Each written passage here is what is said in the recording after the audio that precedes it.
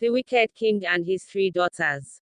In the grand kingdom of Elaria, King Alaric ruled with an iron fist. His heart was cold and devoid of empathy, especially towards the poor, whom he deemed unworthy of any respect or kindness. The king had three daughters, each a radiant light in the dark shadow of his tyranny.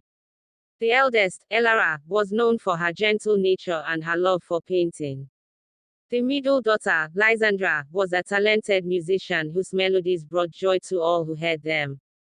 The youngest, Seraphina, was a spirited adventurer who loved exploring the kingdom's forests and meadows. Despite their father's harsh rules, the sisters often mingled with the villagers, drawn to the simplicity and warmth of their lives. It was during one such visit that Elara met Thomas, a humble farmer with a wise and gentle demeanor. They bonded over their shared love for the kingdom's beauty, and soon, love blossomed between them. Lysandra, too, found love in the arms of Adrian, a poor but talented musician whose melodies captivated her heart. Together, they composed beautiful symphonies that echoed through the village, filling it with joy. Seraphina, the adventurer, fell in love with Jacob, a young farmer who shared her passion for exploration. Their days were filled with laughter and their nights with whispered secrets under the starlit sky. When King Alaric discovered his daughter's affections for those poor farmers, his rage knew no bounds. He forbade them from ever seeing the men again, declaring that they were unworthy of his daughters. But the sisters, driven by love, defied their father's orders and continued to meet their beloveds in secret. King Alaric, determined to end those relationships, devised a sinister plan.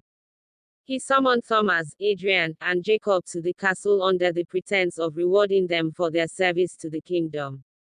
Once they arrived, he had them imprisoned and sentenced to death for conspiring against the crown.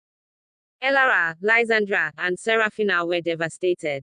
They pleaded with their father to spare the men they loved, but the king was unmoved.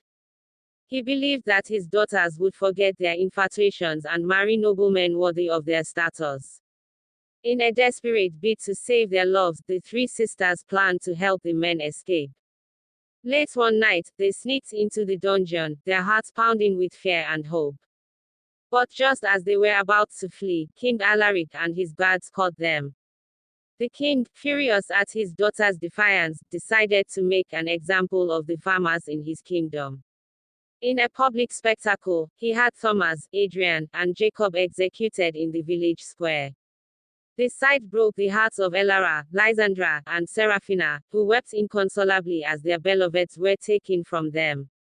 The kingdom of Elaria plunged into darkness. The people, who had always suffered under King Alaric's rule, now found themselves burdened with the additional weight of their princess's sorrow. The sisters, once vibrant and full of life, became shadows of their former selves, their hearts forever scarred by their father's actions. Years passed, and whispers of rebellion began to stir in the kingdom. The memory of the three brave farmers, who had loved the princesses despite the risks, inspired the people to rise against King Alaric's tyranny. Elara, Lysandra, and Seraphina, despite their pain, joined the cause, determined to bring justice to their land.